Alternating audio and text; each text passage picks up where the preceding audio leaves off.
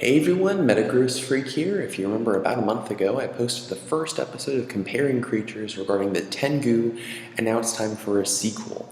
I was originally going to do this with a friend, however, he had to change his plans at the last minute.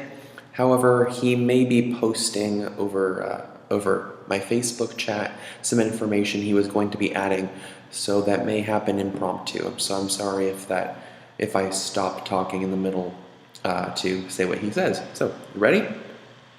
So, imagine you're walking through a snowy forest and you see a creature who's half man, half goat, carrying presents and an umbrella.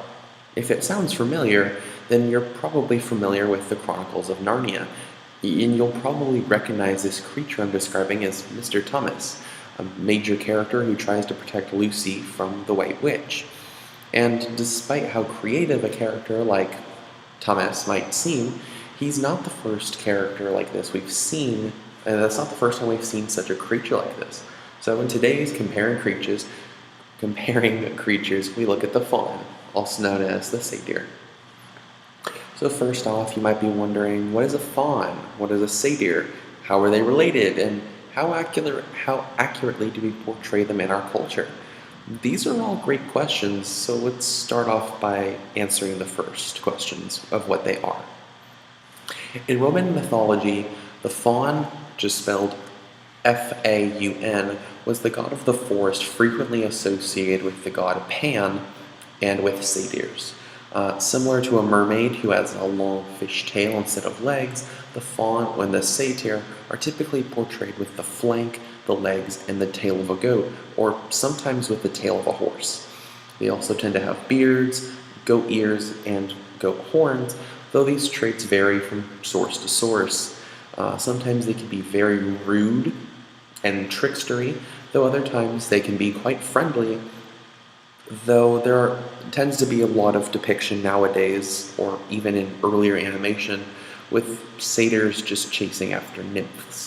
Almost kind of like all satyrs are male, all nymphs are female kind of thing. It's really kind of a weird example of sexual dimorphism. Originally, the satyr and the faun were somewhat similar, though different to an interesting degree. Kind of like if we compared modern day humans with Neanderthals, fauns were commonly seen as more bestial in appearance, less intelligent, less social. It's kind of weird.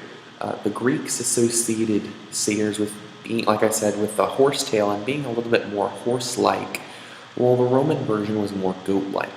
Over time, this distinction seems to have evaporated, as nowadays the words satyr and faun seem to be used interchangeably. Interesting enough, this is not the only link to the gods, however. Like I said, the god with Pan, satyrs are also affiliated with the god Dionysus, while fauns are affiliated with Faunus, who is the Roman equivalent of the Greek god Pan. Now, Dionysus was associated with anything related to grapes, wine, fermentation, fertility, epiphany, religious ecstasy, and ritual madness. So, in other words, he was the god of having visions and getting drunk. Dionysus is commonly portrayed wearing the skin of a fox or a leopard, and was the last god accepted into the clade of the 12 Olympians.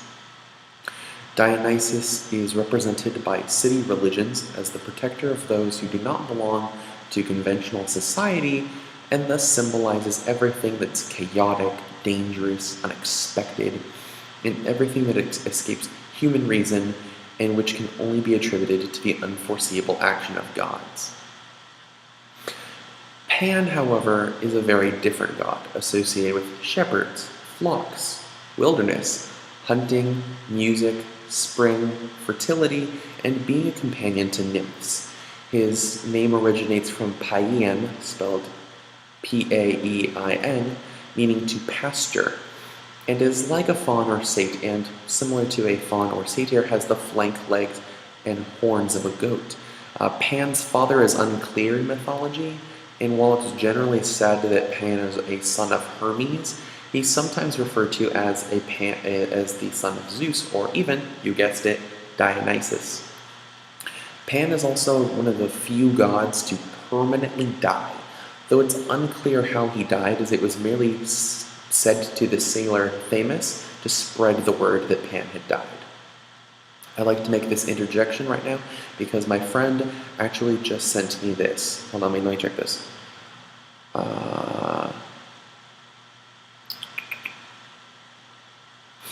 Okay, there we go.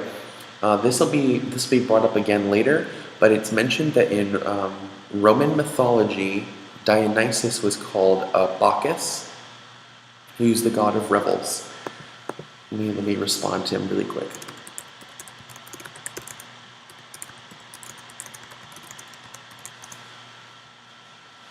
Right.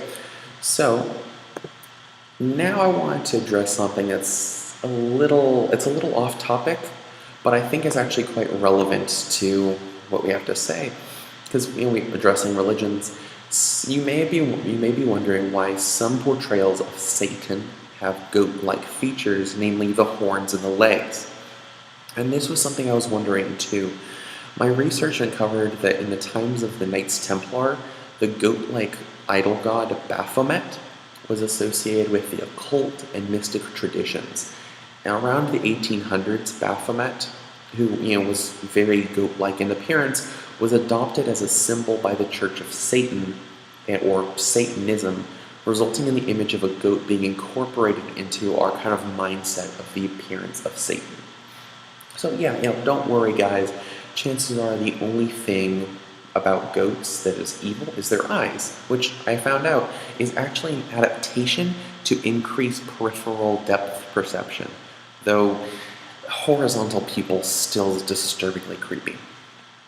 So now that we've taken a look at the history of fauns and satyrs, I wanted to see how popular culture images stack up with religion and mythology. So I'll start with the character mentioned earlier in this video, Thomas from the Chronicles of Narnia. Similar to goats being associated with the devil, Thomas originally works for the White Witch. Just like the wine of Dionysus, Thomas even gives Lucy a drink that causes her to have visions and become drowsy. If you think that's where it ends though, Thomas also plays a flute or a lute-like instrument and fondly wishes for the return of summer, all things based around the imagery of the Satyr and Pan. After Thomas redeems himself by setting Lucy free, he makes up for his treacherous acts by being a loyal friend and an advisor to the Pevensey children. This also kind of makes up for the companionship thing. Even though no one is perfectly moral, it's generally seen that with satyrs and Pan and fauns and even Dionysus, that they're commonly seen in good company. So just the fact that he redeems himself to become a good loyal friend to them, it might also be a fairly light nod. Other well-known satyrs in popular culture include Puck, best known from A Midsummer Night's Dream, who is sometimes portrayed as being a satyr, and Philoctetes, better known as Phil from Disney's Hercules. Puck is shown to be mischievous, though some folklore says he can be coerced into doing things such as churning butter or fine needlework in exchange for leaving him treats at night, mostly things involving beer or wine. Disney's Phil, however, is portrayed as being woman-chasing, wine-chugging, and short-tempered, though he can be fairly kind at heart once he warms up to someone, namely Hercules. Both of these share similarities to mythology, so I'd say they're more akin to modernizations of the old myths. My friend Josh, however, says that he was going to add about the Percy Jackson series about fauns and satyrs.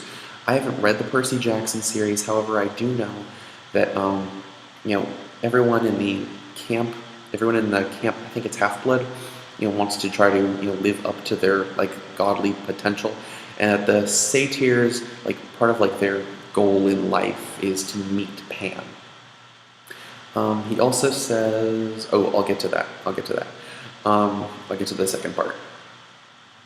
So, one of the best references, in my opinion, is the satyrs in the card game Magic the Gathering. Satyrs in magic are portrayed as being revelrous and hedonistic, similar to the depictions of Dionysus' band. But here's the real kicker.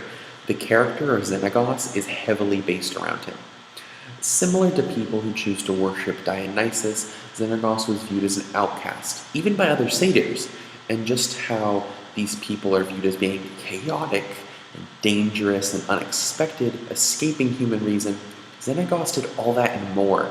While most satyrs enjoy partying and making merry, Xenagos partied so hard that he used his planeswalker magic to become the god of revels. Just like Dionysus, this wild god of parties was the last god to join the pantheon.